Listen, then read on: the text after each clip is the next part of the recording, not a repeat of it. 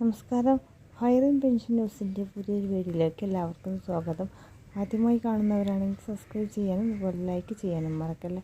60 ലക്ഷത്തോളം വരുന്ന സാമൂഹ്യ സുരക്ഷാ പെൻഷൻ വാങ്ങുന്ന ഗുണഭോക്താക്കളുടെ പെൻഷൻ വിതരണമാണ് ഇപ്പോൾ പുരോഗമിച്ചു കൊണ്ടിരിക്കുന്നത്. അക്കൗണ്ടുകളിലേക്കുള്ള വിതരണമാണ് ഇപ്പോൾ ആരംഭിച്ചിരിക്കുന്നത്. കൈകളിലേക്കുള്ള വിതരണം ഇന്ന് സജീവമായി കൊണ്ടിരിക്കുന്നു.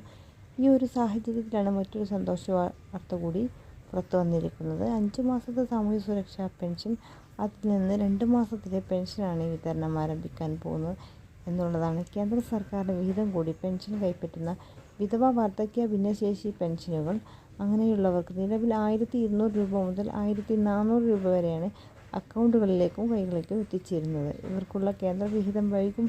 മാസങ്ങളോളം കേന്ദ്ര വിഹിതം മുടങ്ങിക്കിടക്കുന്ന ആളുകൾ തദ്ദേശ സ്ഥാപനങ്ങളിൽ ബന്ധപ്പെട്ട് ആധാർ ഉൾപ്പെടെയുള്ള രേഖകൾ നൽകേണ്ടതാണ്.